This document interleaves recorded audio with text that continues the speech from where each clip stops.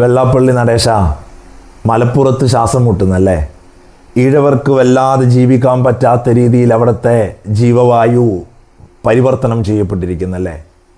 സാദിഖലി തങ്ങളുടെ ഒരു പ്രസംഗം ഇങ്ങനെ പ്രചരിക്കുക ഈ നാട്ടിൽ. ഭട്ടതിരിപ്പാടിൻ്റെ, എഴുത്തച്ഛൻ്റെ, വള്ളത്തോളിൻ്റെ ക്ഷേത്രങ്ങളുടെ നവോത്ഥാനങ്ങളുടെ കഥ പറയുന്ന മലപ്പുറം. ആദ്യമായല്ല തങ്ങൾ കുടുംബത്തു നിന്ന് മലപ്പുറത്തിന്, കേരളത്തിന് ഇത്തരത്തിലുള്ള മതസാഹോദര്യത്തിൻ്റെ വാർത്തകൾ കിട്ടുന്നത്. നിങ്ങൾ ആലോചിച്ച് നോക്കൂ.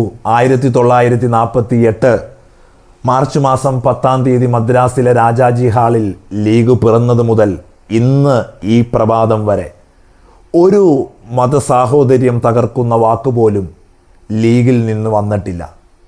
വോക്സ് ഒരു ലീഗ് അനുഭാവ ചാനലല്ല. ഒരു കാരണവശാലും ലീഗിനെ അന്ധമായി സപ്പോർട്ട് ചെയ്യാൻ വോക്സ് ഇല്ല.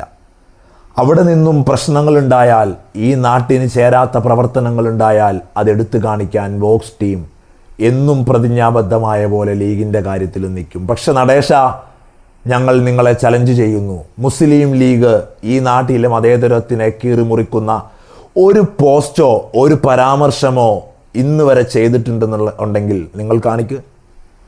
ഒരു ഡിസംബർ മാസം മലപ്പുറത്ത് ഹർത്താലാണ്. അത് ഒരു വൃശ്ചിക മാസം കൂടിയായിരുന്നു, മണ്ഡലകാലം കൂടിയായിരുന്നു. പാണക്കാട് തങ്ങന്മാരുടെ കുടുംബത്തു നിന്ന് മുഹമ്മദ് അലി ശിഹാബ് തങ്ങളുടെ ആ ഒരു പ്രസ്താവന വന്നു. വളരെ പെട്ടെന്നാണ് ഹർത്താൽ പ്രഖ്യാപിച്ചത്. നമ്മുടെ അയ്യപ്പ സഹോദരന്മാർ മലപ്പുറത്തിൻ്റെ തെരുവോരങ്ങളിൽ അലഞ്ഞു തിരിഞ്ഞു നടക്കുന്ന സാഹചര്യം വരും. ഈ വാർത്ത നിങ്ങൾ പ്രചരിപ്പിക്കുക. കൊടപ്പനക്കുന്നിൻ്റെ അങ്കണം അവർക്കായി തുറന്നിട്ടിരിക്കുന്നു. വന്ന് ഭക്ഷണം കഴിച്ച് വിശ്രമിച്ച് ഹർത്താലിൻ്റെ സമയം കഴിയും വരെ കൊടപ്പനക്കുന്ന് തറവാട്ടിൽ കൂടുക. ബാബരി തകർക്കപ്പെട്ടപ്പോൾ 1000 പള്ളികൾ തകർന്നാലും ഒരു ക്ഷേത്രം പോലും തകരരുത് എന്ന് പറഞ്ഞു. ഈ അയോധ്യയുടെ വിധി വന്ന് മതേതരത്തിൻ്റെ മണ്ണിൽ, മതേതരത്തിൻ്റെ നാട്ടിൽ ഭരണഘടനയുടെ വലിയ തകർച്ച കണ്ടപ്പോൾ വീണ്ടും തങ്ങൾ കുടുംബത്തിൽ നിന്ന് പറഞ്ഞു, ഈ നാടിൻ്റെ അന്തസ്സാണ് രാമക്ഷേത്രം.